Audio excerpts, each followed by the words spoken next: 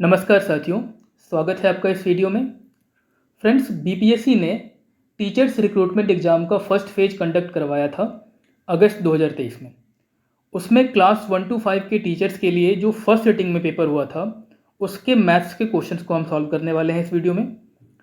Total 32 questions पूछे गए थे, जिसमें से 10 क्वेश्चंस हम ऑलरेडी पार्ट 1 करके एक वीडियो है उसमें सॉल्व कर चुके हैं। ये पार्ट सेकेंड होगा जिसमें हम बाकी के जो 22 क्वेश्चंस थे उनको सॉल्व करेंगे। ठीक है, तो आप बीपीएससी से रिलेटेड कोई भी एग्ज़ाम की तैयारी कर रहे हो, चाहे 70th बीपीएससी की तैयारी कर रहे हो या टीचर्स रिक्रूटमेंट एग्ज़ाम का जो अगला फेज होने वाला हो उसके लिए तैयारी कर रहे हो, किसी भी एग्ज़ाम के लिए मैथ्स के जो क्वेश्चंस हैं, रीजनिंग के जो क्वेश्चंस हैं, उसको सॉल्व करने के लिए, उसकी प्रैक्टिस के लिए वीडियो काफ़ी इंपॉर्टेंट रहेगा। इस वीडियो के माध्यम से आप जो है ये देख सकते हैं कि किस तरीके के क्वेश्चंस जो है बीपीएससी मैथ्स रीजनिंग के पूछता है और उनकी प्रैक्टिस, उनको सॉल्व कैसे करना है। ठीक है, चलिए शुरू करते हैं। क्वेश्चन नंबर 11 देखते हैं। 1 to 10 हमने पार्ट 1 में सॉल्व किया था फर्स्ट वीडियो में। देखिए, for what value of k the system of equations x minus k y is equal to 2 and 3x plus 2y is equal to -1 has a unique solution. Question क्या पूछ रहा है कि equations हैं, दो equations हैं और इसका यूनिक सॉल्यूशन जो है वो किस वैल्यू के तहत होगा, यानी कि k का जो वैल्यू है वो क्या रखा जाएगा ताकि इस दो इक्वेशन का यूनिक सॉल्यूशन हो। फ्रेंड्स, ये linear equation in two variable का क्वेश्चन है। बेसिक स्कूल में जो पढ़ते हैं हम लोग, मतलब जो पढ़ा था हम लोगों ने क्लास 10th तक के ही जो एनसीईआरटी है या क्लास 10th तक के जो मैथ्स हमने पढ़ा था उसी में से है ये। तो अगर हमको कॉन्सेप्ट पता हो यूनिक सॉल्यूशन का तो ये क्वेश्चन बहुत ही आसान हो जाता है, पर अगर नहीं पता हो तो फिर मुश्किल होगा। क्या है कॉन्सेप्ट समझते हैं। देखिए, जो linear equation in two variable है, बेसिक उसका जो फॉर्मेट होता है, जो स्ट्रक्चर होता है वो कैसा होता है, ax plus b y is equal to c, जिसमें कि x और y क्या है, दो वेरिएबल्स हैं। ठीक, तो यहाँ पे चूंकि दो इक्वेशंस हैं तो हमने इन दो इक्वेशंस को मान लिया ऐसे करके कि a1x plus b1y is equal to c1, ऐसा फर्स्ट इक्वेशन, और दूसरा equation a2x plus b2y is equal to c2, ऐसा। ठीक है, x और y तो वेरिएबल है। ठीक, अब देखिए कि हमको ये देखना है कि यूनिक सॉल्यूशन क्या होता है। तो यूनिक सॉल्यूशन के लिए क्या होता है, यूनिक सॉल्यूशन के लिए बेसिक कंडीशन होता है। यूनिक सॉल्यूशन के लिए क्या कंडीशन है, a1 by a2 is not equal to b1 by b2। ये है कंडीशन फॉर यूनिक सॉल्यूशन। अब हमको ये देखना है कि यूनिक सॉल्यूशन जो है वो k का क्या वैल्यू रखेंगे तो यूनिक सॉल्यूशन आएगा। तो k की वैल्यू पता करनी है हमको। ठीक है, k का वैल्यू पता करना है। देखिए, पहला इक्वेशन जो है a1x plus b1y is equal to c1, ये फॉर्मेट है, पर असल में इक्वेशन क्या है, x minus k y is equal to 2।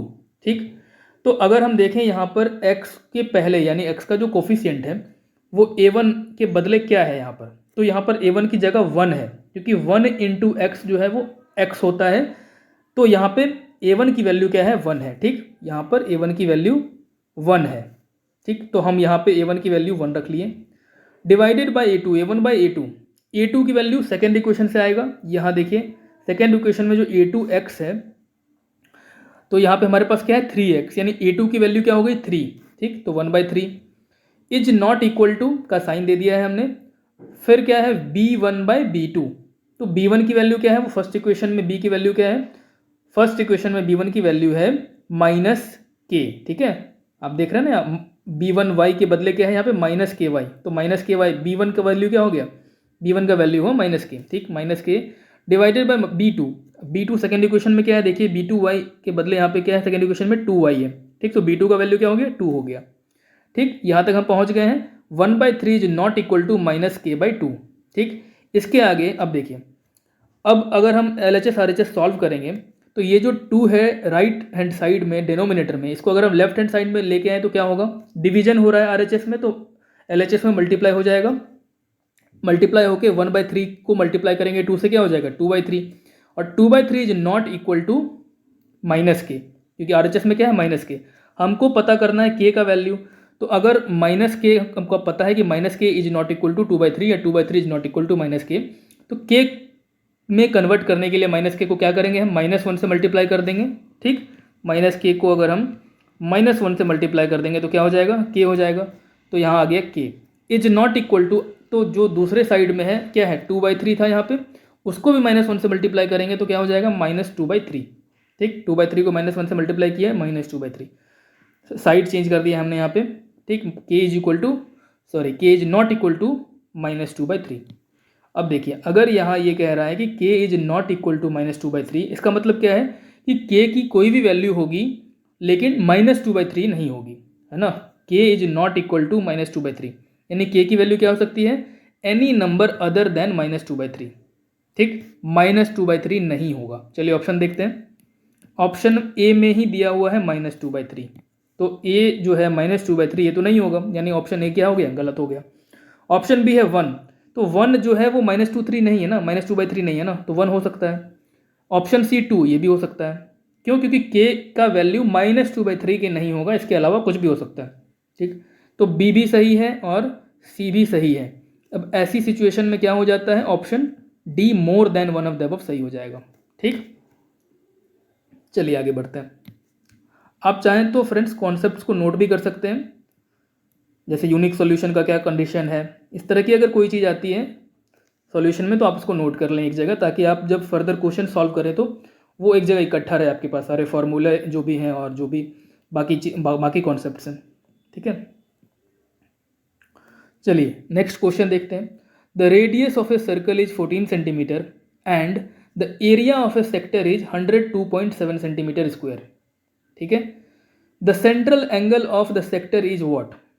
क्या क्या दिया हुआ है क्वेश्चन में, रेडियस दिया हुआ है, एरिया ऑफ सेक्टर दिया हुआ है, पता करना है कि central angle of the sector क्या है। तो पहले तो हमको पता होना चाहिए कि सेक्टर क्या है। तो अगर आपने पढ़ा है क्लास 10th का चैप्टर 11 देखिए, उसमें दिया हुआ है सर्कल के बारे में और वहीं पे सेक्टर के बारे में भी है। ठीक, रेफरेंस के लिए मैंने यहाँ पे नोट भी किया हुआ है, लिखा हुआ है क्लास 10 चैप्टर 11, ताकि आप ये देखें। और ये जो क्लास 10 है ये बेसिकली मैंने NCERT से लिया हुआ है। ठीक है, तो NCERT में अगर कोई चैप्टर, अगर कोई क्वेश्चन कहीं किसी NCERT में मिल रहा है या फर्दर, या मान लीजिए कि रेफरेंस के तौर पे कोई कॉन्सेप्ट मिल रहा है उसमें, तो मैंने यहाँ पे रेफरेंस में लिखा हुआ है कि वो आपको वहाँ पे मिलेगा। इससे आप अंदाज़ा लगा सकते हैं कि आपको पढ़ना कहाँ से है। ठीक है, बेसिकली NCERT अगर आप पढ़ते हैं तो मोस्टली क्वेश्चन सॉल्व हो जाएंगे मैथ्स के। ठीक है, रीजनिंग के नहीं, रीजनिंग तो फिर आपको अलग से उसके लिए भी प्रिपरेशन करना है। मैथ्स के क्वेश्चन NCERT से सॉल्व हो रहे हैं, NCERT के कॉन्सेप्ट्स हैं, आप वहाँ से बेसिक एक अंडरस्टैंडिंग बना सकते हैं। ठीक, जैसे यहीं पे सर्कल अगर हम पढ़ रहे हैं तो सेक्टर क्या होता है। ठीक, अब देखिए, ये रहा हमारा सर्कल और ये रहा सेक्टर।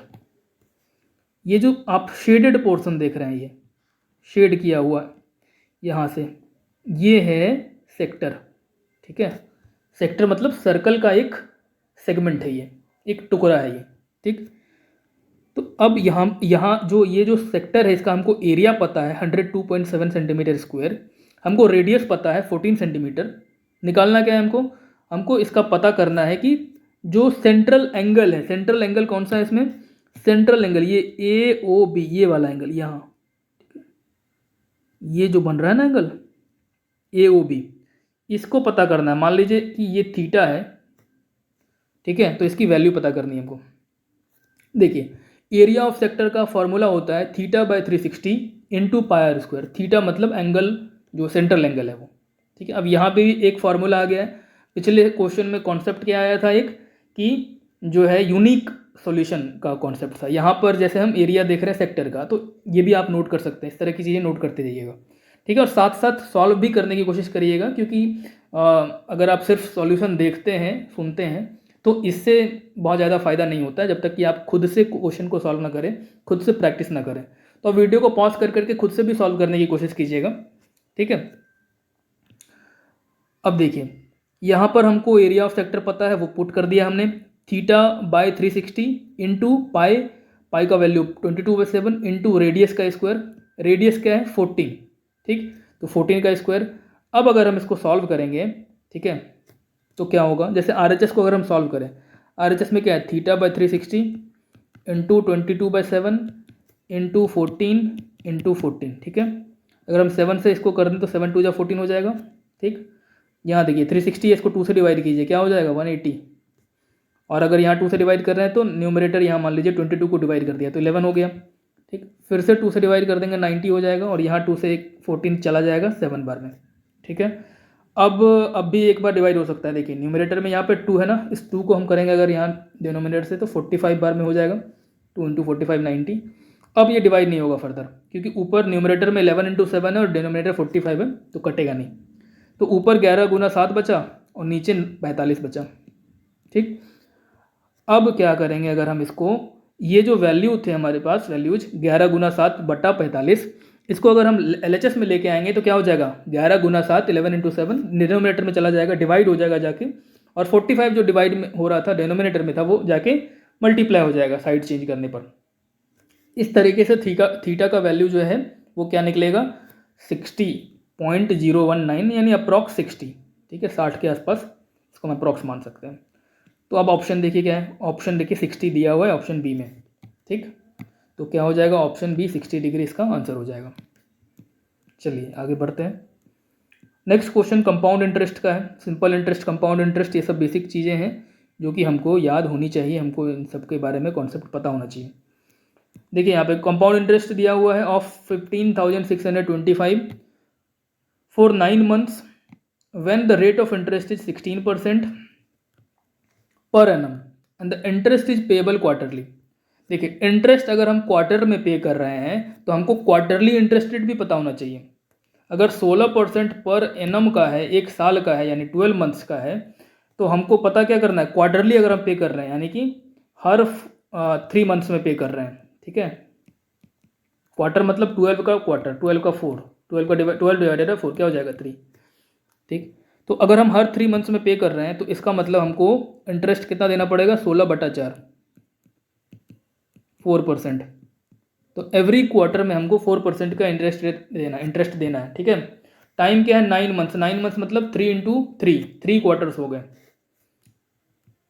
अगर क्वार्टर्स की ही बात करें, सारी चीज़ें को बेस हम अगर 3 months को रख लें तो 9 months क्या है, 9 months बराबर 3 क्वार्टर्स। ठीक है, और कंपाउंड इंटरेस्ट हमको पता करना है, what is the compound interest of 15,625। ठीक है, 15,625 हमको प्रिंसिपल पता है, तो प्रिंसिपल पता है, रेट पता है, पर एनम दिया था हमने पर क्वार्टर निकाल लिया, टाइम 9 months दिया हुआ मतलब 3 क्वार्टर, इतनी चीज़ें पता है हमको। अब फॉर्मूला क्या होता है, कंपाउंड इंटरेस्ट होता है अमाउंट माइनस प्रिंसिपल। तो पहले तो अमाउंट पता करना पड़ेगा, है ना, प्रिंसिपल तो पता है हमको, प्रिंसिपल को घटाएंगे हम अमाउंट से, पर अमाउंट निकले तब तो। अमाउंट का क्या फॉर्मूला है, P into 1 + R/100 whole to the power T। ठीक, यहाँ पे R क्या है, रेट है, और T क्या है, टाइम है। तो देखिए P की जगह हमने बिठाया 15,625 multiplied by under bracket 1 + R, rate क्या है 4% divided by 100 whole to the power 3। ठीक, अब हम सॉल्व करेंगे इसको, तो 15 गुना 15,625 मल्टीप्लाइड बाय 100/100 इंटू 100/100 इंटू 100/100, इसको सॉल्व कर लीजिए आप, 17,576। ऐसे बस देख करके इसको सॉल्व मत कीजिए, मैंने सॉल्व किया फिर आया ऐसा ना, तो आपको भी सॉल्व करना है इसको। ठीक है, तो वीडियो पॉज कीजिए, खुद से कैलकुलेट कीजिए, और फिर जा करके आप देखिए कितना आ रहा है कि नहीं आ रहा है। ठीक है, अब हमको जब अमाउंट पता चल गया है तो हम क्या करेंगे, कंपाउंड इंटरेस्ट निकाल लेंगे, अमाउंट माइनस प्रिंसिपल। 17,576 माइनस 15,625 क्या हो जाएगा, 1951। 1951 ऑप्शन में है क्या, 1951, हाँ ऑप्शन बी में दिया हुआ है 1951, तो ये हो जाएगा इसका आंसर। ठीक है, आगे बढ़ते हैं। Question number 14, if the product of the roots of the equation 3kx² minus 25kx plus k plus 8 is equal to 0 is 3 then k is what. फिर से लीनियर इक्वेशन, सॉरी यहाँ पे क्वाड्रेटिक इक्वेशन है, पावर 2 है ना। अब देखिए equation, फिर से इक्वेशन है, बट इक्वेशन कॉमन है यहाँ पे, है ना, इक्वेशन से क्वेश्चंस बार बार आ रहे हैं। हमको करना है यहाँ पे पता कि k की वैल्यू क्या है। पहले भी एक क्वेश्चन था इसमें k का वैल्यू पता करना था, पर कॉन्सेप्ट यहाँ पे अलग है। यहाँ पे लिखा हुआ है product of the roots, roots क्या होता है। देखिए यहाँ पे हमको इक्वेशन पता है कि 3kx² minus 25kx plus k plus 8 is equal to 0। अगर हम इसको क्वाड्रेटिक इक्वेशन का ऐसा कॉन्सेप्ट या स्ट्रक्चर देखें हम, तो देखिए यहाँ पर ax² होगा, ठीक है, प्लस bx प्लस c, ऐसा आएगा, ax² plus bx plus c, is equal to 0। तो यहाँ देखें अगर हम ए एक्स स्क्वायर, तो ए की वैल्यू क्या हो जाएगी, यहाँ है 3k(x²), तो ए का value 3k plus B x, x तो दिया हुआ है, बी का वैल्यू क्या हो जाएगा -25k। ठीक, फिर प्लस k प्लस 8, तो सी का वैल्यू क्या हो जाएगा k प्लस 8। के जो है वो वेरिएबल नहीं है, के यहाँ पर कांस्टेंट है, k प्लस 8। वेरिएबल जो है एक्स वाई जेड ऐसे करके लिखते हैं। देखिए प्रोडक्ट ऑफ रूट, अगर क्वाड्रेटिक इक्वेशन की बात करें तो प्रोडक्ट ऑफ रूट क्या होता है, c/a होता है। फिर से एक फॉर्मूला या कॉन्सेप्ट जो कह लीजिए वो आ गया है और इसको आपको नोट कर लेना चाहिए। ठीक है, जैसे लीनियर इक्वेशन में हमने वहाँ पे यूनिक सॉल्यूशन के बारे में बताया था, वैसे यहाँ पे अब c/a है, c का वैल्यू क्या है k प्लस 8 और a का वैल्यू क्या है 3k। k प्लस 8/3k, हमको पता है क्वेश्चन में दिया हुआ है कि प्रोडक्ट ऑफ रूट 3 है। ठीक है, क्वेश्चन में दिया हुआ था ना प्रोडक्ट ऑफ रूट 3, देखिए product of the root of the this is 3। अब देखिए अगर हमको प्रोडक्ट ऑफ द रूट पता है 3 की वैल्यू अगर हम पुट कर देंगे यहाँ पर, तो बस इसको सॉल्व कर लेंगे हम। k plus 8 is equal to 3, जो डिनोमिनेटर में 3k था ये चला गया उधर, मल्टीप्लाई हो गया, 3 3 9k, फिर इस 8 को छोड़ दीजिए इधर ही, 9k माइनस k, ये k इधर जाके माइनस हो जाएगा, 9k में से एक k गया 8k, 8 बराबर 8k, तो k बराबर 8/8 इज इक्वल टू 1, 8/8 1 आ गया। ठीक, अब देखिए 1 है क्या आंसर में, दिया हुआ है ऑप्शन ए में 1 दिया हुआ है, तो ऑप्शन ए इसका सही जवाब है। ठीक है फ्रेंड्स, अब देखिए ये जो मैं आंसर बता रहा हूँ ना, एक तो सॉल्यूशन सही है और आंसर भी ऐसा नहीं है कि डाउटफुल है, क्योंकि बीपीएससी ने जो फाइनल आंसर की दिया हुआ है ना, फाइनल आंसर की, पहले तो प्रोविजनल आंसर की दिया फिर फाइनल आंसर की दिया, तो जो फाइनल आंसर की में आंसर्स है ना वो बिल्कुल जो मैं बता रहा हूँ वही है। ठीक है, तो इसमें आपको डाउटफुल नहीं होना है कि दूसरा आंसर आ गया, कि ऐसा भी हो सकता है वैसा भी नहीं, कुछ नहीं हो सकता है। जो मैं ये जो सॉल्यूशन है बिल्कुल सही सॉल्यूशन है और जो आंसर है वो बिल्कुल सही आंसर है। ठीक है, तो आप निश्चिंत रहिए, गलत कुछ भी नहीं होगा इसमें। नेक्स्ट क्वेश्चन क्या है, question number 15, the value of log √2 to the power 32 is. तो लॉग का कॉन्सेप्ट हमको यहाँ पे पता होना चाहिए। देखिए कॉन्सेप्ट क्या है, if log a to the power m बराबर x, ध्यान से देखिएगा, इसको ध्यान से समझिएगा, क्योंकि ये लॉग वाला क्वेश्चन जहाँ भी आएगा वहाँ पे फिट हो जाएगा। If log a to the power m बराबर x, then ax a to the power x बराबर m। कॉन्सेप्ट ये है, अब इसको हम बिठाएंगे इस क्वेश्चन में। ठीक, देखिए log √2 to the power 32 is equal to x, ऐसा दिया हुआ है। मान लीजिए if log root to the power 32, हमको log root to the power 32 का वैल्यू पता करना है ना, तो अगर हम वैल्यू को x मान लेते हैं तो हमको x का वैल्यू पता करना है, वही आंसर होगा। तो मान लीजिए कि log √2 to the power 32 is equal to x, then √2 to the power x। अब देखिए यहाँ पर ये कॉन्सेप्ट क्या था, a पे पावर m बराबर x, अगर ऐसा है तो a पे पावर x बराबर m हो जाएगा। यहाँ भी वही है, √2 टू द पावर 32, यहाँ पे मान लीजिए m का वैल्यू 32। ठीक, तो यहाँ पर क्या हो जाएगा, मैंने बताया कि a पे पावर x, a क्या है यहाँ पे √2 है, तो √2 टू द पावर x बराबर क्या हो जाएगा m की वैल्यू क्या थी यहाँ पे 32। ठीक, यहाँ तक समझ में आ गया, √2 टू द पावर x बराबर 32। अब देखिए √2 टू द पावर x बराबर 32 को हम 2 टू द पावर 5 लिख सकते हैं, 2 गुना 2 गुना 2 गुना 2 गुना 2, क्या हो जाता है 2 2 जा 4 2 जा 8 2 जा 16 2 जा 32, 32। तो √2 टू द पावर x बराबर 2 टू द पावर 5 लिख सकते हैं हम। ठीक, अब देखिए एक और चीज़, 2 को हम लिख सकते हैं √2 का स्क्वायर, क्योंकि √2 को √2 से मल्टीप्लाई करिएगा तो क्या होगा 2 आ जाएगा।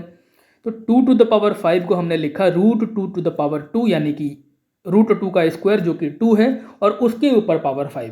ठीक, बस हमने 2 को तोड़ दिया, √2 टू द पावर 2 लिख दिया।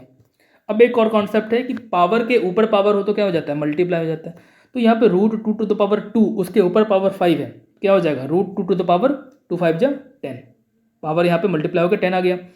अब देखिए √2 टू द पावर x था, कहानी यहाँ से शुरू हुई थी और यहाँ आ गया √2 टू द पावर 10, यहाँ √2 टू द पावर x है, यहाँ √2 टू द पावर 10 है, x का वैल्यू क्या हो गया 10।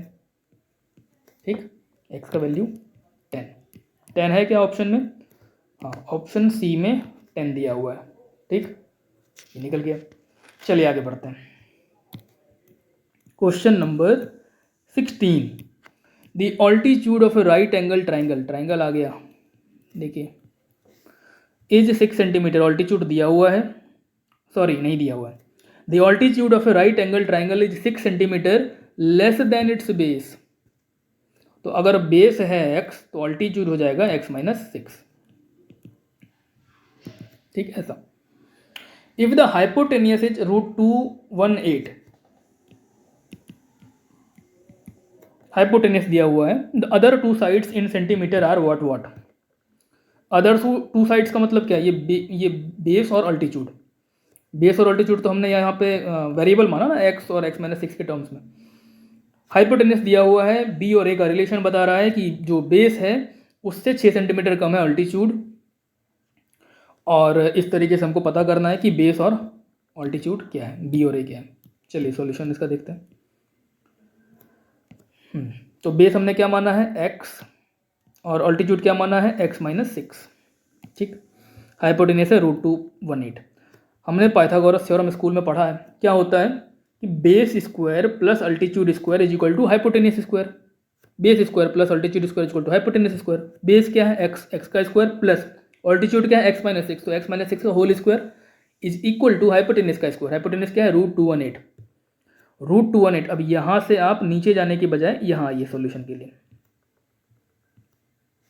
पेपर की बचत करते हुए सॉल्व किया है मैंने, ताकि कम पेपर यूज हो, डिफॉरेस्टेशन ना हो ज़्यादा, क्योंकि पेपर जो है वो पेड़ से बनते हैं ना। देखिए √2 LHS में क्या था? x स्क्वायर लिख दिया मैंने, प्लस x माइनस 6 का whole square. a minus B का होल स्क्वायर क्या होता है? a square plus B square minus 2ab। ठीक, बेसिक अलजेब्रा है। अब देखिए यहाँ पर x माइनस 6 का whole square, x square plus b यानी 6 स्क्वायर माइनस 2ab। a क्या है? x, b क्या है? 6, is equal to right hand side में क्या था? √218 का स्क्वायर यानी 218। ठीक है, इसको सॉल्व कीजिए, क्या हो जाएगा? x स्क्वायर दोनों को ऐड करेंगे, क्या हो जाएगा? 2x square plus 6 square is equal to 36 minus 2ab, 2 into x into 6 क्या हो जाएगा? 2 6 जा 12x, और RHS में वही है। अब RHS को हम LHS में ले आएंगे। देखिए 2x स्क्वायर है, माइनस 12x को पहले लिख लीजिए, क्योंकि x के टर्म्स में है, ये वेरिएबल टर्म्स में है, इसको पहले लिख लीजिए। प्लस 36 था और ये 218 LHS में आ जाएगा, तो क्या हो जाएगा? माइनस 218। 36 प्लस था और 218 माइनस हुआ। 36 में से 218 घटाएंगे, क्या हो जाएगा? उल्टा घटा लीजिए, 218 में से 36 घटा लीजिए और माइनस का साइन लगा दीजिए।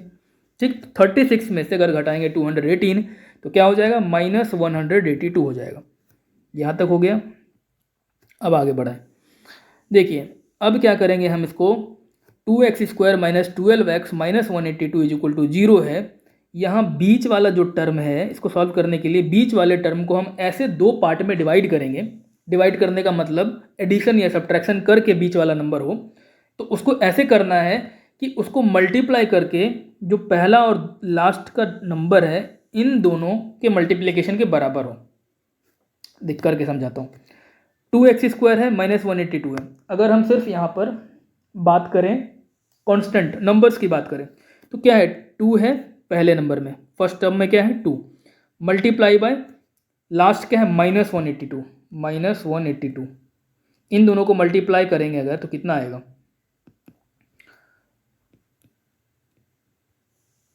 364। ठीक है, इन दोनों को मल्टीप्लाई करके माइनस 364 आएगा, क्योंकि 182 के पहले माइनस साइन है। ठीक है, देखिए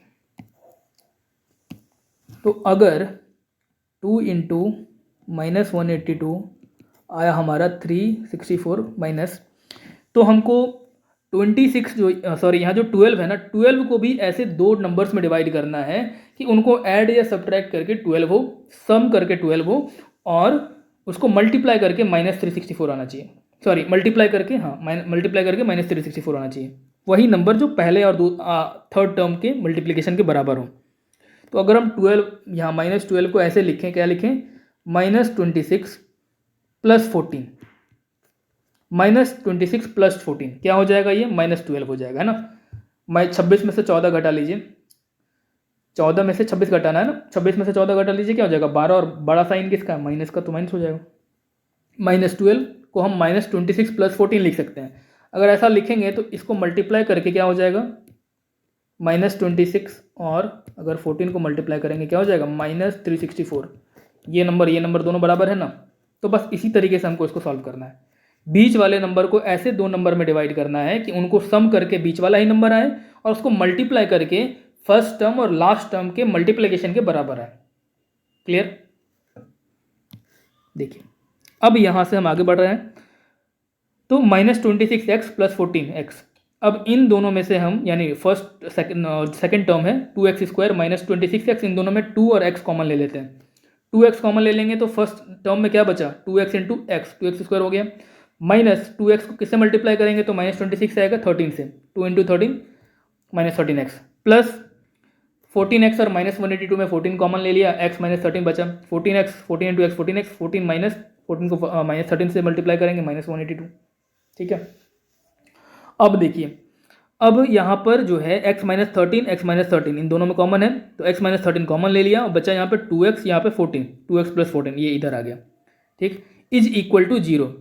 ऐसी सिचुएशन में अब क्या हो रहा है यहाँ पर कि इसका वैल्यू भी 0 अगर होगा, मान लीजिए 2x + 14 का वैल्यू 0 है तो भी इस पूरे इक्वेशन का वैल्यू 0 हो जाएगा, और अगर x -13 का वैल्यू 0 है तो भी 0 होगा, क्योंकि अगर यहाँ पे इसको मान लीजिए कि ये हो रहा है मल्टीप्लाई, ये पूरा p है मान लीजिए, और ये मल्टीप्लाई ये क्या है x -13 क्या है q, तो अगर p का वैल्यू 0 है तो p × q 0 हो जाएगा, या अगर q का वैल्यू 0 है तो भी p × q = 0 हो जाएगा।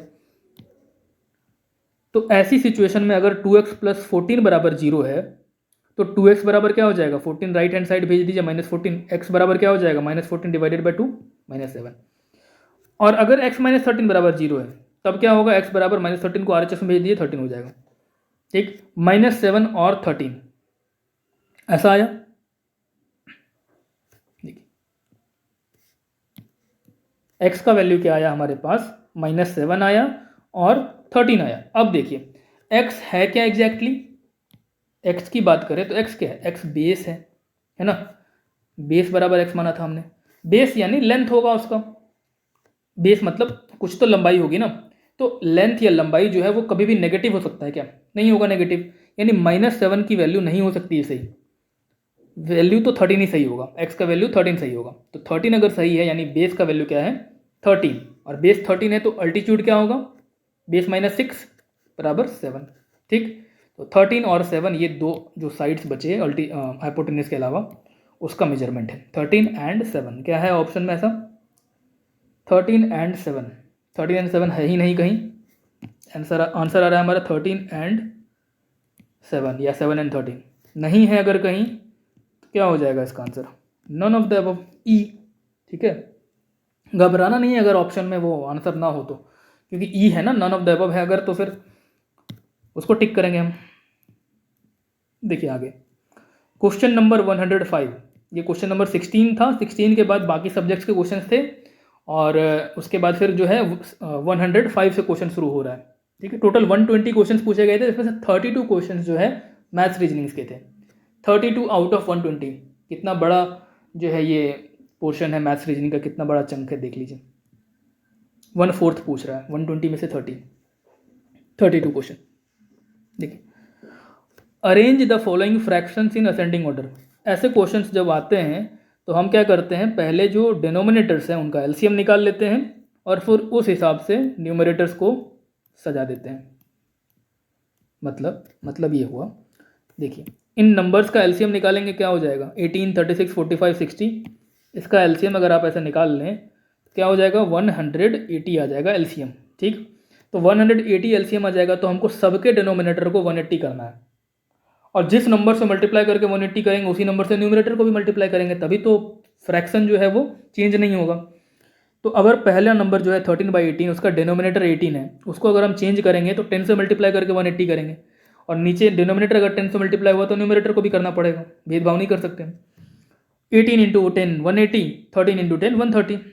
इसी तरीके से सेकेंड जो फ्रैक्शन है 29/36, या 36 को किससे मल्टीप्लाई करेंगे तो 180 आएगा, 5 से 36 5 या 180।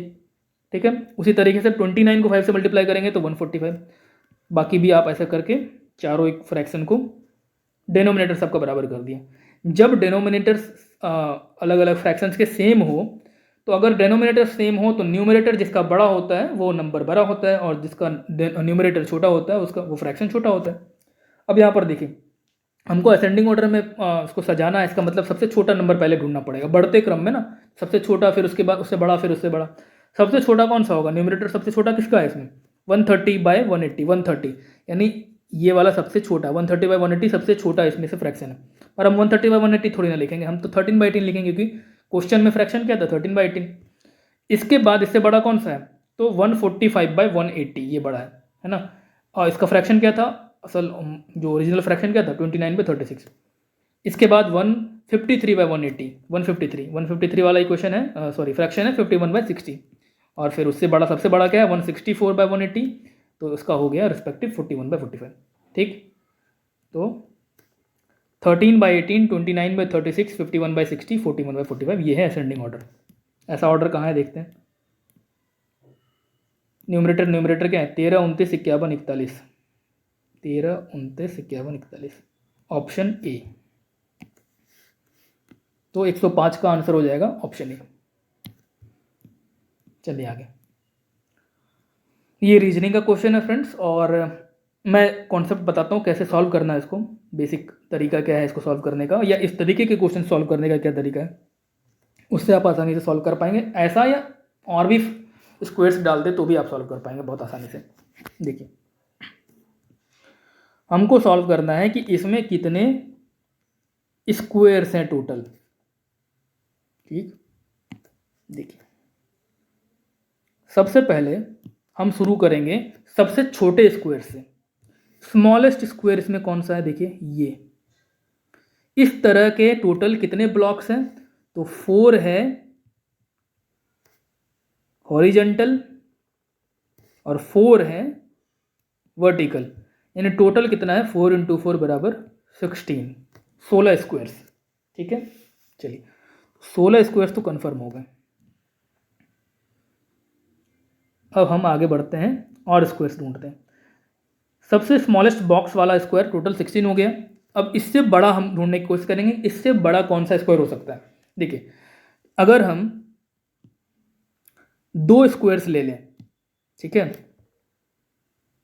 2 स्क्वायर्स ले लें तो क्या होगा, जैसे ये एक स्क्वायर, ये एक स्क्वायर, इससे ये मतलब ये दो बॉक्स मिलके एक स्क्वायर बना रहा है क्या, नहीं बना रहा है, और 2 बॉक्स लेना पड़ेगा हमको। ठीक है, अब ये स्क्वायर आया है ना, तो ऐसे कितने स्क्वायर्स टोटल बन रहे हैं एक बार हम देखते हैं। इस तरीके से कितने स्क्वायर्स बन रहे हैं, एक ये बना। ठीक, अब देखिए जब ये बन रहा है तो इसके ही बगल में एक और बन रहा है, यहाँ पे बन रहा है ना, ऐसे 2 बना। देखिए, इस ऑर्डर से जाने की बजाय हम ऐसे जाते हैं, ये 4 बॉक्स मिलकर के एक स्क्वायर बना। ठीक, इसी तरीके से और 4 बॉक्स, ये 4 बॉक्स मिलके एक बनेगा, 2 हो गया। फिर ये 4 बॉक्स मिलके एक स्क्वायर बनेगा, 3 हो गया। और 3 इसके रेस्पेक्टिव पैरेलल जो राइट हैंड साइड में बगल में बनेगा, एडजेसेंट बनेगा, ऐसे 1, 2 और ऐसे ही 3, तो 6 बन गए। पर 6 ही नहीं बनेगा, अगर हम देखें 6 तो बना, लेकिन साथ में क्या बनेगा, ये देखिए यहाँ भी तो एक स्क्वायर बन रहा है, 7, 8, 9, ऐसे कितने बन गए, 9 स्क्वायर्स। ठीक, तो 9 स्क्वायर्स बन गए ऐसे। अब हम इसके आगे की बात करते हैं, इसको रफ कर देता हूँ मैं। एक एक बॉक्स वाला 16 स्क्वायर बना, 4 बॉक्स वाला कितना बना, 9 स्क्वायर्स बने। देखिए, जब भी ये स्क्वायर बनेगा, एक तो ये चीज़ हमको याद रखना है, ये 1 × 1 का स्क्वायर बराबर 1, एक बॉक्स का बना, 2 का स्क्वायर बराबर 4, 4 बॉक्सेस बना, और अब आएगा 3 का स्क्वायर बराबर 9, तो हमको 9 बॉक्स वाला ढूंढना है। ठीक है, 9 बॉक्स। देखिए 9 बॉक्स ये ऐसे बनेगा, एक स्क्वायर बन गया। इसी तरीके से फिर से 9 बॉक्स, 2 स्क्वायर बन गया। और इसके एडजेसेंट, इसके बगल में भी ऐसे ही बनेगा, यहाँ से देखिए इधर 3 स्क्वायर अगर हम ले लेंगे, 3 × 9, ये एक बन गया, यानी तीसरा, और फिर ये चौथा, ऐसे 4 बन गए। लेकिन 4 ही नहीं बनेगा, और बनेगा, हाँ 4 ही बनेगा। ठीक है, 4 ही बनेगा इसमें। चलिए ठीक, कितने हो गए? 16 + 9 + 4 कितने हो गए टोटल? 16 9 25 4 29, और एक ये जो बड़ा वाला स्क्वायर है यानी 4 स्क्वायर बराबर 16, इसका भी तो बनेगा ना, और 16 वाला ये है, 16 बॉक्स वाला ये रहा, ठीक, +1 क्या हो गया? 30 स्क्वायर्स। तो how many squares are there in the given figure? क्या हो जाएगा? 30 हो जाएगा। ठीक है, आप इसको खुद से ये बॉक्स बना करके एक बार सॉल्व करके देख लें ताकि आप भूलें ना इसको, या स्क्रीनशॉट लेके खुद से फिर से समझ लें। देखिए आगे, तो इसका आंसर 30 हो जाएगा। 30 कौन से ऑप्शन में? Option B. ठीक है, ऑप्शन बी 30। चलिए आगे बढ़ते हैं। 107,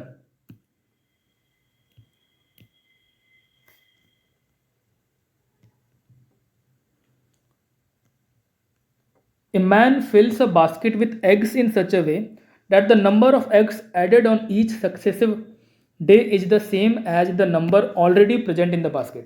देखिए, अगर आप, ये सेंटेंस बहुत बड़ा सा है और क्वेश्चन बहुत लंबा सा दिख रहा है, लेकिन इसको सॉल्व आप 1-2 स्टेप में कर सकते हैं, इतना आसान क्वेश्चन है ये। एक मैन क्या कर रहा है? वो बास्केट भर रहा है, बास्केट में एग्स रख रहा है। कैसे रख रहा है?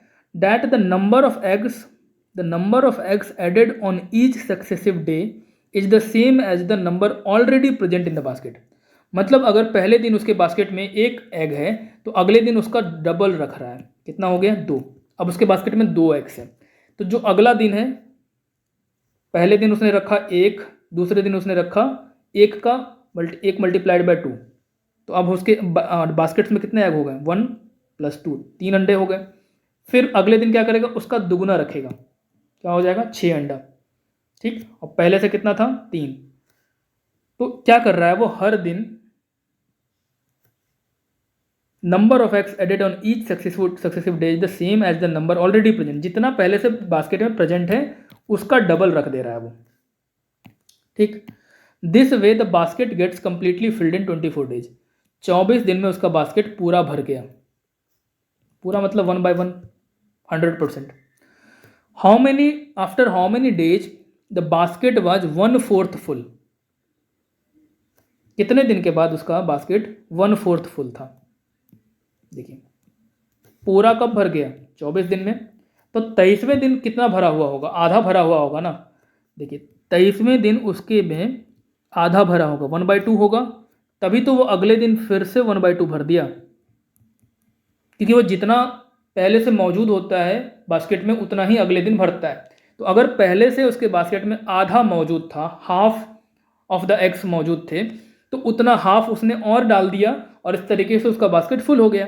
तो 24 डेज में अगर फुल हुआ है तो 23rd डेज में उसके पास कितने बास्केट्स में एग्स होंगे? फुल का आधा यानी हाफ।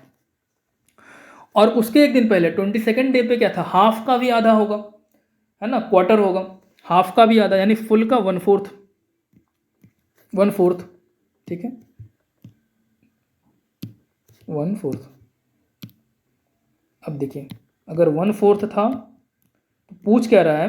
1/4 कितने दिन में फुलफिल हुआ? 22nd डे में, है ना। Answer option C 22nd। ठीक है, चलिए 108, the sum of 2 numbers is 480। If the bigger number is decreased by 2% and the smaller number is increased by 10%, then the numbers obtained are equal. The larger number is approximately what? कह रहा है जो बड़ा number है उसको 2% घटा दें और जो छोटा नंबर है उसमें 10% बढ़ा दें तो दोनों नंबर बराबर हो जाते हैं। तो बड़ा वाला नंबर कितना है? ठीक है, तो मान लीजिए कि स्मॉलर नंबर और बिगर नंबर, इन दोनों का सम क्या दिया हुआ है? 480 दिया हुआ है। ठीक है, 480 smaller number plus bigger number. Smaller को एस से डिनोट करते हैं, बिगर को मान लीजिए बी से कर देते हैं। ठीक, क्या आएगा? 480 आ रहा है यहाँ पे। अब देखिए कि स्मॉलर नंबर में क्या कर रहा है? 10% बढ़ा रहा है ना। स्मॉलर नंबर में 10% बढ़ा रहा है और बिगर नंबर में 2% घटाना है हमको। तो अगर हम 10% बढ़ाएंगे स्मॉलर में, 10% ऑफ व्हाट, 10% ये हुआ 10% ऑफ यानी multiplied by of what, of S, 10% of S, S smaller number है। तो क्या हो जाएगा यहाँ पर, एक जीरो कट गया, 0.1 को 10 से डिवाइड करेंगे क्या हो जाएगा 0.1 एस, यानी स्मॉलर नंबर में 0.1 एस ऐड कर रहे हैं। स्मॉलर नंबर था उसमें 0.1 एस ऐड किया। इसी तरीके से जो बिगर नंबर है बी माइनस, इसमें हम 2% घटा रहे हैं। 2% क्या होता है 0.02 हो जाएगा, 2% ऑफ बी क्या हो जाएगा 0.02 बी। तो इतना हमने घटा दिया बी में, और ऐसा करने पर ये दोनों नंबर बराबर हो जाते हैं, समान हो जाते हैं। तो एस प्लस 0.1 एस क्या हो जाएगा 1.1 एस, एस मतलब 1 एस है ये, 1 प्लस 0.1 1.1, और बी में से 0.02 बी घटा लेंगे यानी 1 माइनस 0.02, ये हो जाएगा 0.98 बी। इस तरीके से यहाँ पर अगर हम s को छोड़ दें और 1.1 को राइट हैंड साइड में भेज दें तो क्या हो जाएगा 0.98 b बाय 1.1 या 0.98 बाय 1.1 b डिवाइड हो गया LHS से RHS जा करके। अब देखिए ये जो हमारे पास s का वैल्यू है b के टर्म में, इसी s के वैल्यू को हम पहले इक्वेशन में फिट कर देते हैं। पहला इक्वेशन क्या था, ये हमने माना था s प्लस बी बराबर 480, मतलब क्वेश्चन के अकॉर्डिंग ही है, smaller plus bigger number is equal to 480। तो अगर हमने s के वैल्यू की जगह पे हम 0.98 बाय 1.1 b ऐसा पुट कर देंगे तो यहाँ पर इसको ऐड करके क्या हो जाएगा, हमको इतना आएगा, b का वैल्यू हमको ऐसे करके पता चल जाएगा। b का वैल्यू क्या आ जाएगा यहाँ पे देखिए, ऐसे सॉल्व करके 2.08 b बाय 1.1 आया, ठीक। यहाँ पे एलसीएम लिया था ना हमने, यहाँ पे हमने 1.1 और यहाँ पे b बाय 1 है तो 1.1 एलसीएम आ गया, 0.98 b प्लस 1 इंटू 1.1 तो 1.1 b। ऐसे करके सॉल्व करेंगे इसको, बेसिक सा कैलकुलेशन है। b का वैल्यू आ जाएगा हमारे पास इतना 480 इंटू 1.1 बाई 2.08। इसको फर्दर अगर आप सॉल्व करेंगे तो आपके पास आएगा 3300 बाई 13। इसको आप अपने से सॉल्व करें और देखें कि इतना आता है या नहीं, ठीक है। तो 3300/13, 3300/13 कोई ऑप्शन है, ऑप्शन बी है, 3300/13 ऑप्शन बी सही हो जाएगा, ठीक। चलिए आगे बढ़ते हैं, 108 हो गया। 108 उपनिषद भी है ना, होली नंबर है, पवित्र संख्या। देखिए 109, the next number in the finite sequence, series में क्वेश्चन है बेसिक सा, 486, 324, 216, 144। सॉल्यूशन क्या है, हर नंबर को आप 2/3 से मल्टीप्लाई करें तो अगला नंबर आ रहा है। 486 को आप 2/3 से मल्टीप्लाई करेंगे 324 आ रहा है, उसको 2/3 से मल्टीप्लाई करें 216 आ रहा है, उसको फिर 2/3 से मल्टीप्लाई करें 144 आ रहा है, और उसको 2/3 से मल्टीप्लाई करेंगे तो 96 आएगा, ठीक है। हर बार ये ऐसे हो रहा है 2/3 से मल्टीप्लाई हो गया, ठीक। 96 कौन से ऑप्शन में है, ऑप्शन ए सही हो जाएगा। चलिए 110 question number, which number should replace in the following series. फिर से सीरीज का क्वेश्चन है, 240, 120, क्वेश्चन मार्क, 180, 360, 900। क्या आएगा, देखिए जो पहला नंबर है उसमें 0.5 से मल्टीप्लाई होकर दूसरा आ रहा है, यानी 240 का आधा है 120, और अगर हम उसके आगे यहाँ से 180 से शुरू करें, क्योंकि ये तो क्वेश्चन मार्क है तो निकालना था, इसको देखें अगर हम तो 180 को किससे मल्टीप्लाई करेंगे 360 आएगा 2 से, 360 को किससे मल्टीप्लाई करेंगे तो 900 आएगा 2.5 से, यानी 0.5 का यहाँ पर बढ़ रहा है 0.5 करके। तो इस तरीके से 120 को अगर हम 1 से मल्टीप्लाई करें, क्योंकि 240 इंटू 0.5 था तो 120 इंटू 0.5 प्लस 0.5 यानी 1 से मल्टीप्लाई करना पड़ेगा तो 120 आ जाएगा। और अगर आप देखें तो SSC CGL 2021 का Tier 1 का जो एग्जाम हुआ था उसमें ये क्वेश्चन पूछा गया था, so this is repeated question, ठीक है। ये फ़ायदा है प्रीवियस ईयर क्वेश्चन सॉल्व करने का, क्योंकि अगर आप बहुत ज़्यादा प्रैक्टिस करते हैं क्वेश्चंस को जो पहले पूछे जा चुके हैं तो बहुत संभावना है कि आगे किसी एग्जाम में आपको वो क्वेश्चंस देखने को मिल जाए, ठीक है। चलिए तो इसका आंसर 110 का ए हो जाएगा 120, ठीक। आगे देखिए, the term in the blank dash is to fiction, grind is to BMDIY। देखिए रिलेशन क्या है यहाँ पर, ऐसे क्वेश्चंस को सॉल्व करने में सबसे पहले हम क्या करते हैं, जो वर्ड दिया हुआ है ना, हर एक लेटर का रिस्पेक्टिव किस नंबर पे है वो नंबर ढूंढ लेते हैं हम अल्फ़ाबेट में। जैसे बी जो है कितने नंबर पे आता है, A B सेकंड नंबर पे आता है, तो देखिए हमने लिख लिया बी का 2, एम जो है वो 13th नंबर पे है, डी 4th नंबर पे, आई 9th नंबर पे, वाई 25 नंबर पे। और इसी तरह से ग्राइंड का भी लिख लिया, जी 5th नंबर पे है, सॉरी जी 7th नंबर पे है, और आर जो है वो 18th नंबर पे है। ऐसे करके हमने पता कर लिया। अब इनके बीच का डिफरेंस 5 का है, ठीक है। बी और जी के बीच में जो डिफरेंस है, बी 2 पे है और जी 7th पे है, 5 का डिफरेंस। एम जो है वो 13 पे है, आर जो है वो 18 पे, 5 का डिफरेंस। ठीक, ऐसे अगर रिलेशन हम देख लें तो हम सॉल्व कर सकते हैं। इसी तरीके से फिक्शन, और ये 5 बढ़ रहा है, जो राइट में वर्ड दिया हुआ है और जो लेफ्ट में वर्ड दिया हुआ है, राइट वाले वर्ड से 5 ऐड होकर के सारे अल्फ़ाबेट्स लेफ्ट में दिए हुए हैं। तो फिक्शन का अगर हम देखें, फिक्शन में F6 I9 सब में 5 जोड़ देंगे, क्या हो जाएगा 11 14 8 25 14 20 19। और इसको हम रिस्पेक्टिव अल्फ़ाबेट ढूंढे तो KNHYNTS, ठीक है, KNHYNTS, KNHYNTS। 111 का ऑप्शन हो जाएगा बी सही। चलिए 112 नेक्स्ट देखते हैं। There are 5 routes to go from Prayagraj to Patna and 4 routes to go from Patna to Kolkata. Prayagraj से पटना जाते हैं 5 रास्तों से और पटना से कोलकाता जाते हैं 4 रास्तों से। तो प्रयागराज से कोलकाता कितने रास्तों से जाएंगे? तो 5 × 4 20 रूट्स, ठीक, बेसिक परमुटेशन कॉम्बिनेशन है। 112 का बी 20 सही है, ठीक। Question number 113, select the most suitable statement. Every circle is an ellipse, no circle is hyperbola, every square is a rectangle, more than one of the above, none of the above. सबसे पहले तो every circle is an ellipse, जब geometry पढ़ते हैं, conic section class 11th का ये concept है, तो वहाँ पर हम देखते हैं कि जो सर्कल है वो भी एक तरह का इलिप्स है, ठीक है।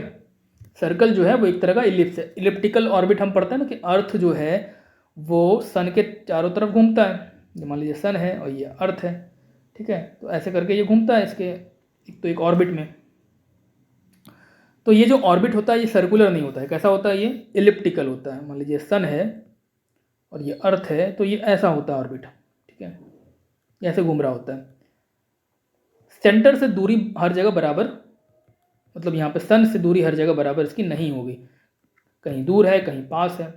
पर अगर ये सर्कुलर होता तो दूरी बराबर होती, ठीक है। तो अगर दूरी बराबर हो, ऐसे एलिप्स को सर्कल बोलते हैं। एलिप्स ही है बट वो सर्कल हो जाता है, स्पेसिफिक या स्पेशल काइंड ऑफ एलिप्स। तो सर्कल भी एक एलिप्स है, तो ये वाला स्टेटमेंट सही हो जाएगा। ऑप्शन ए, मतलब ऑप्शन ए, अभी तो ऑप्शन ए स्टेटमेंट सही है, स्टेटमेंट ए सही है। पर सिर्फ पहला स्टेटमेंट देख करके तुम नहीं कह सकते कि ऑप्शन ए सही है, क्योंकि हमको बाकी भी देखना होगा, क्योंकि मोर देन वन भी है, नन ऑफ द अबव ऐसा भी ऑप्शन है। तो नन ऑफ द अबव तो खैर नहीं होगा अब, क्योंकि एक स्टेटमेंट सही हो चुका है। आगे देखते हैं, नो सर्कल इज हाइपरबोला, तो ये बिल्कुल जो है, देखिए every circle is an ellipse, ये सही है। नो सर्कल इज हाइपरबोला, ये गलत है, ठीक है। फिर every square is a rectangle, ये भी सही है। स्क्वायर जो होता है वो हर सारे के सारे स्क्वायर रेक्टेंगल के होते हैं, मतलब रेक्टेंगल भी होते हैं। रेक्टेंगल का फीचर क्या है, अपोजिट साइड इक्वल। स्क्वायर में भी अपोजिट साइड इक्वल होता है ना, अपोजिट केस में तो चारों साइड्स इक्वल होते हैं। तो अगर चारों साइड्स इक्वल हैं तो अपोजिट साइड्स भी इक्वल बोल सकते हैं, ठीक। और एंगल जो बनता है वर्टेक्स पे वो 90 डिग्री बनता है रेक्टेंगल में, चारों ही जगह पे। यहाँ स्क्वायर में भी चारों जगह पे, चारों वर्टेक्स पे 90 बन रहा है, ठीक। तो जो भी स्क्वायर है वो रेक्टेंगल भी है, यानी स्क्वायर एक स्पेशल काइंड ऑफ रेक्टेंगल है जिसके चारों साइड्स इक्वल होते हैं। तो ऑप्शन स्टेटमेंट ए और स्टेटमेंट सी दोनों सही है, ठीक। तो इसका आंसर क्या हो जाएगा, more than one of the above, D. चलिए आगे बढ़ते हैं। The word code is coded as this and step is coded as this, then sport is coded as. देखिए ये क्वेश्चन डिफिकल्ट हो सकता था, पर ये क्वेश्चन है बहुत आसान। मतलब इस तरीके के क्वेश्चंस कभी कभी डिफिकल्ट हो जाते हैं, कभी कभी, क्योंकि वो मैच नहीं कर रहा होता एग्जैक्टली जो अल्फ़ाबेट से वो नंबर से, पर यहाँ पर बिल्कुल मैच कर रहा है। देखिए स्पोर्ट में क्या है, एस है, पी है, ओ है, टी है, ई है ना। तो आपको जो दिए हुए वर्ड्स में एस का जो वैल्यू दिया हुआ है, रिस्पेक्टिव नंबर दिया हुआ है, बस उसको पुट कर देना है। देखिए स्टेप में एस का वैल्यू क्या दिया हुआ है, 18, तो 18 लिख देते हैं। फिर जो पी है वो पी लास्ट में है ना, स्टेप में लास्ट में पी है, तो लास्ट वाला नंबर क्या है 22, तो 18 के बाद 22 लिख दीजिए। फिर स्पोर्ट एसपीओ ओ है, ओ का वैल्यू स्टेप में नहीं है, कोड में है, कोड में ओ का वैल्यू है सेकंड नंबर क्या है 16, 16 लिख दीजिए। हर एक लेटर के लिए यहाँ पे 2 नंबर्स हैं, मतलब 2 डिजिट का नंबर है, ठीक है। तो एस पी ओ हो गया, अब टी बचा।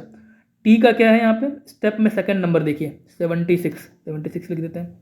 और लास्ट में लेटर क्या है ई है, ई जो है स्टेप में दिया हुआ है, ई क्या है ई 91 यहाँ पे। और एक चीज़ देखिए कोड में जब ई हम देख रहे हैं तो वहाँ पे भी 91 है, यानी 91 ऐसे होगा। 18 22 16 76 91, कौन सा ऑप्शन हो जाएगा, ऑप्शन बी 18 22 16 76 91।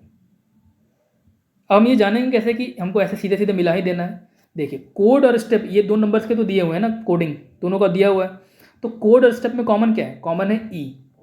तो हम देखेंगे कि क्या ये जो नंबर्स हैं ये ई का वैल्यू दोनों में सेम है कि नहीं है। कोड में ई का रिस्पेक्टिव नंबर दिया हुआ 91 और स्टेप में ई का रिस्पेक्टिव नंबर दिया हुआ 91। अगर ये दोनों सेम दिख रहा है तो हम आगे बढ़ सकते हैं कि स्पोर्ट जो नंबर होगा जिसका हम कोड फाइंड कर रहे हैं तो वो भी सही होगा, उसी तरीके से होगा, मैच कर जाएगा। ठीक, चलिए आगे बढ़ते हैं 115 नंबर पे। ये सॉल्यूशन था जो अभी किया हमने। The area of a circle is 40 pi square, the area of a square with sides equal to radius of the circle is. Area दिया हुआ है सर्कल का, हमको कहा जा रहा है कि इस सर्कल का जो रेडियस होगा उतने साइड का, सेम लेंथ का साइड का जो स्क्वायर होगा उसका एरिया क्या होगा। तो हम पहले इसका रेडियस पता करेंगे और रेडियस जो होगा वही जो अगला स्क्वायर है उसका साइड होगा और उस हिसाब से साइड इंटू साइड स्क्वायर निकाल लेंगे। देखिए area of square area of circle क्या है पाई आर स्क्वायर यहाँ पे वैल्यू दिया है 40 pi square.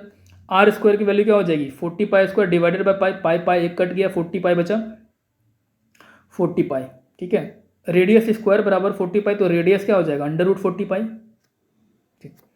Area of square क्या कह रहा है जो साइड है उसका स्क्वायर होता है और साइड हमको कहा गया है कि जो रेडियस होगा इस वाले सर्कल का वही साइड हो जाएगा, तो रेडियस हमको पता है 40 √40 पाई, तो √40 पाई का स्क्वायर क्या हो जाएगा 40 पाई, सिंपली रूट हट जाएगा 40 पाई है क्या ऑप्शन में, 40 पाई सी में है, ठीक, सी ऑप्शन सही हो गया। चलिए आगे, select the odd word in the group. Reasoning, book paper pencil pen eraser, क्या होगा इसका सॉरी, देखिए जब आप पेपर पेंसिल पेन इरेजर ये सारी चीज़ें आप कौन सी दुकान में देखते हैं, स्टेशनरी शॉप में देखते हैं, है ना। अब आप बोलेंगे वहाँ तो बुक्स भी रहता है, पर बुक्स रहता है ज़रूरी नहीं कि बुक्स हो ही।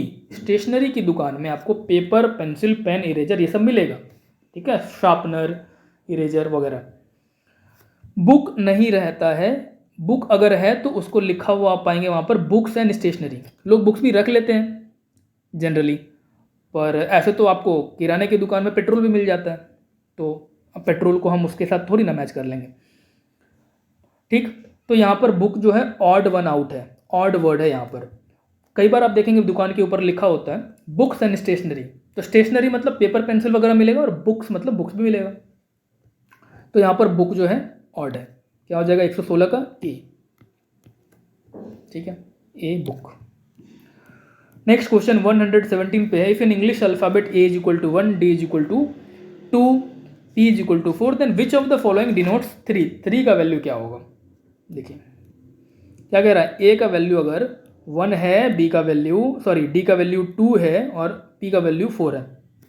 देखिए अगर हम देखें अल्फ़ाबेट को तो ए आता है किस पे, फर्स्ट लेटर है ये, डी कितने नंबर पे आता है 4, पी कितने नंबर पे आता है 16, और क्वेश्चन में दिया होगा ए का वैल्यू 1, तो 1 यानी 1 का रूट 1 ही है, और डी का वैल्यू दिया हुआ है 2 यानी 4 का रूट दिया हुआ है, पी अगर 16 है तो 16 का अंडर रूट दिया हुआ है 4। तो इसी तरीके से हमको पता करना है कि जो 3 है वो किसका है, ठीक है। तो 3 क्या होगा, 3 का स्क्वायर क्या है 9, यानी ये आई का है, आई बराबर आई 9th नंबर पे है ना, और इसका रूट हो जाता है 3, तो 3 जो है वो कॉरस्पॉन्डिंग किसके साथ है आई, ठीक है, 3 रूट ऑफ 9। या सिंपली हम ऐसे देख सकते हैं कि ए का वैल्यू अगर 1 दिया हुआ है, ठीक है, पर 1 के रिस्पेक्ट में ए का पोजीशन क्या है, पोजीशन है 1 का स्क्वायर 1, उसी तरीके से जो डी का वैल्यू 2 दिया है तो 2 का स्क्वायर क्या है 4, तो 4 है पोजीशन ऑफ डी। फिर पी का वैल्यू क्वेश्चन में 4 दिया हो तो 4 का स्क्वायर यानी कि 16 जो है वो पोजीशन ऑफ पी है। उसी तरीके से क्वेश्चन में पूछ रहा है 3, तो 3 का स्क्वायर क्या है 9, तो 9 किसका पोजीशन है आई का पोजीशन है, तो आई हो जाएगा इसमें आंसर। आई कहाँ पे है बी पे, ऑप्शन बी।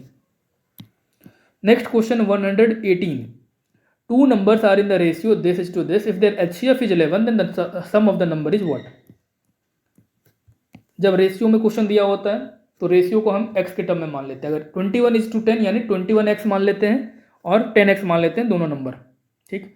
और HCF दिया हुआ है 21x और 10x का 11, पर अगर हमने माना है नंबर 21x और 10x तो इसका x के टर्म में HCF क्या आ जाएगा 21x और 10x।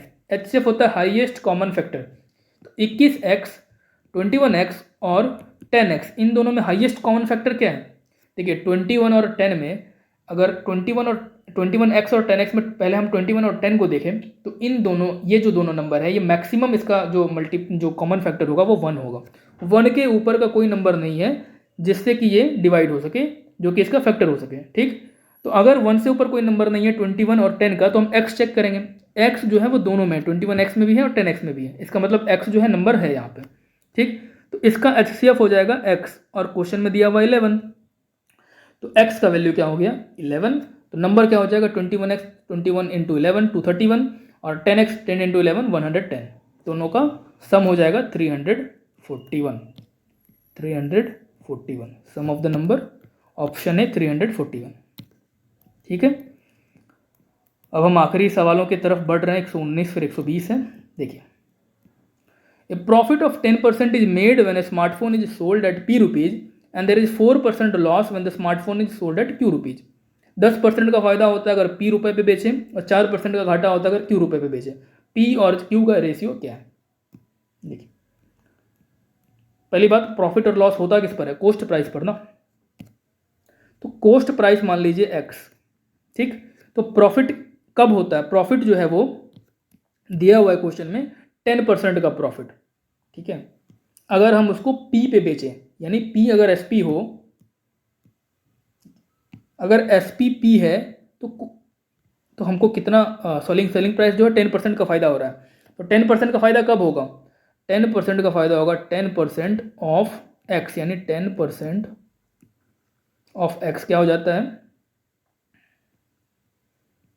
ये हम ऐड कर देंगे, किस में ऐड कर देंगे x में, तो x प्लस 10% ऑफ x क्या हो जाएगा 100, एलसीएम ले लीजिए और यहाँ पर हो जाएगा 100x प्लस 10x बराबर हो जाएगा 110x बटा 100, ठीक। उसी तरीके से हम यहाँ पे कह रहा है कि and there is 4% loss when the smartphone is sold at q rupees. q रुपए पे बेचने पे 4% का लॉस है, तो q का वैल्यू क्या है, q है 96x/100 यानी 4% का नुकसान। तो x माइनस 4% ऑफ x अगर सॉल्व करेंगे हम ऐसे, x माइनस 4% ऑफ x क्या हो जाएगा, या 100x माइनस 4x 96x/100। तो यहाँ पे दो सेलिंग प्राइस है हमारे पास, एक है p और दूसरा है q, ठीक है। p जो है वो क्या है 110x बटा 100, q जो है क्या है 96x/100। p और q का रेशियो निकालना है हमको, कैसे निकालेंगे 110x बटा 100 डिवाइडेड बाई 96x/100। जब हम मल्टीप्लाई के फॉर्मेट में ले आएंगे तो 110x बटा 100 मल्टीप्लाइड बाय ये जो 96x/100 था, 100 ऊपर चला जाएगा 96x नीचे चला आएगा।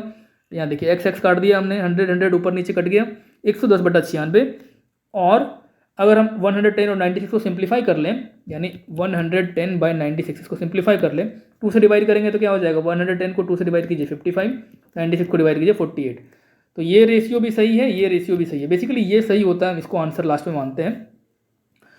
लेकिन 55 48 110 96 यहाँ दोनों दिया हुआ है, देखिए 110 96 भी दिया हुआ है, 55 48 भी दिया हुआ है। तो अगर दो ऑप्शन सही है तो कौन सा ऑप्शन होगा, ऑप्शन डी मोर देन 1, ठीक है, ऑप्शन डी मोर देन 1।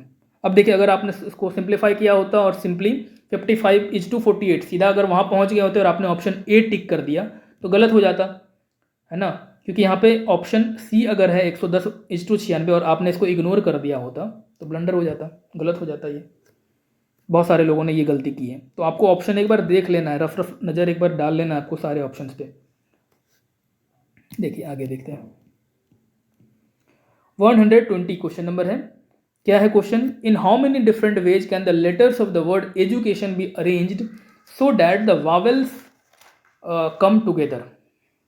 कह रहा है एजुकेशन को हमको अरेंज करना है इस वर्ड को ऐसे कि सारे वावेल्स एक जगह आ जाए। वावेल क्या क्या है इसमें?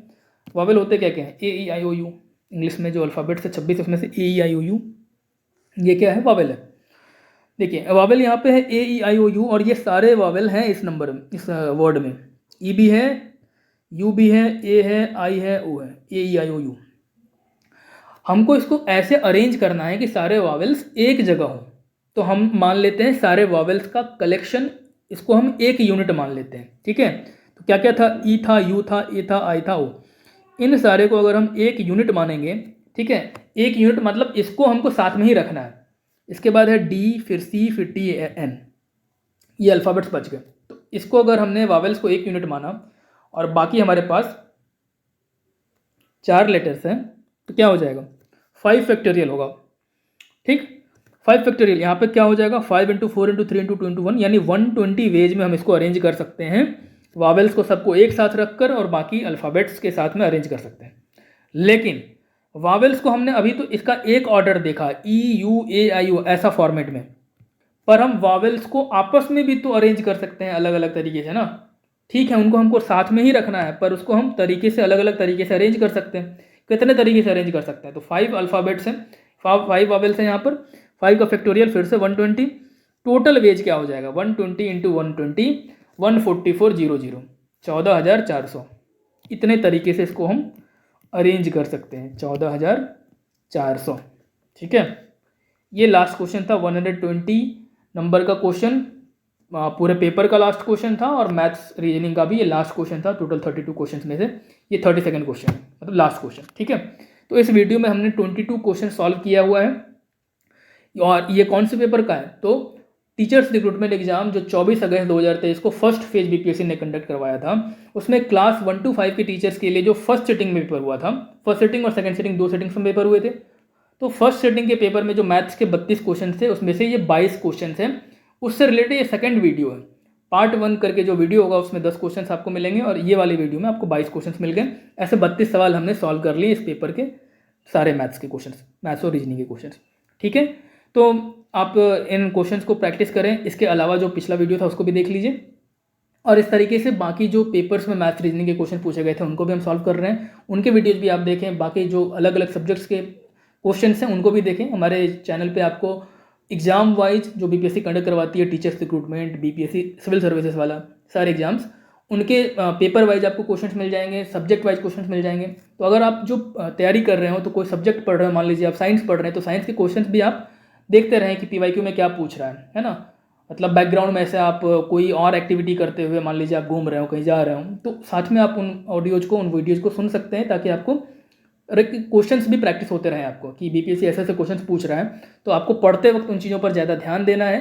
साथ में कई बार क्वेश्चंस जो रिपीट हो जाते हैं कई बार, तो वो क्वेश्चंस आपको वहाँ पे हेल्प करेंगे अगर रिपीटेड क्वेश्चन होगा, अगर आपको आने वाले एग्जाम में पहले वाला कोई क्वेश्चन पूछ ले तो। ठीक है, ऐसे भी कई क्वेश्चन होते हैं जो पहले पूछे गए हों। ठीक, तो इस तरीके से आप अपनी तैयारी करते रहें। All the best, thank you.